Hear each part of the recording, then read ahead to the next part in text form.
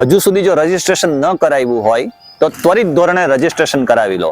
શેનું રજીસ્ટ્રેશન કરાવવાનું છે એ જણાવું કે માંગરોળ શહેરની અંદર રહેતા તમામ જે કોઈ દિવ્યાંગ ભાઈઓ બહેનો છે આ તમામ માટે ખુશખબરી છે. જુનાગઢ જિલ્લા સમાજ સુરક્ષા અને ન્યાય અધિકારીતા ખાતા દ્વારા ઘણા બધા એવા પ્રકારની યોજનાઓ દિવ્યાંગ ભાઈઓ બહેનો માટે હોય છે, જેમાં સંત સુરદાસની યોજના હોય, મનોદિવ્યાંગ પેન્શન યોજના હોય, એસટી બસમાં મુસાફરી ફ્રીની યોજના હોય અને લગ્ન સહાય દિવ્યાંગ ભાઈઓ બહેનો છે એના માટે લગ્ન સહાયની યોજનાઓ છે.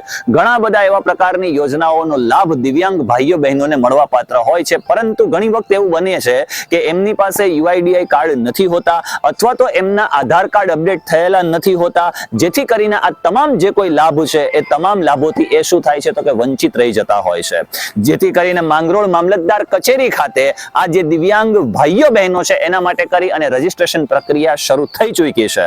એટલે હજુ સુધી જો તમે તમારો આધાર કાર્ડ અપડેટ નથી કરાવડાવ્યો તો આધાર કાર્ડ અપડેટ કરાવવા માટે તમને સ્ક્રીન ઉપર જે નંબર આપ્યા છે એ નંબર ઉપર સૌથી પહેલા સંપર્ક કરી લો. સંપર્ક કરી અને તમારું રજીસ્ટ્રેશન કરાવી દો અને મામલતદાર ઓફિસે તમે રૂબરૂ આવીને પણ સમાજ સુરક્ષા ખાતાની અંદર પણ તમે તમારી નામની નોંધણી કરાવી શકો છો. અને ત્યાર પછી એક કેમ્પનું આયોજન મામલતદાર કચેરી માંગરોળ મામલતદાર કચેરી ખાતે કરવામાં આવશે, જેની અંદર જે રજીસ્ટ્રેશન કરાવેલા ભાઈઓ બહેનો છે, દિવ્યાંગ ભાઈઓ બહેનો છે, આ તમામનું આધાર કાર્ડ અપડેટ કરવામાં આવશે, યુડીઆઈડી કાર્ડ નીકાળવામાં આવશે અને જે કોઈ પણ સરકારી લાભો છે આ તમામ લાભો એમને મળવા પાત્ર થશે. એટલે આ રીલને જેટલું શક્ય બને એટલું માંગરોળ શહેર તેમજ માંગરોળ તાલુકાની અંદર આવતા તમામ ગામડાઓની અંદર શેર કરી દો, જેથી કરીને આ જે કોઈ પણ લાભ દિવ્યાંગ ભાઈઓ બહેનોને મળવા પાત્ર છે એનાથી વંચિત ન રહે.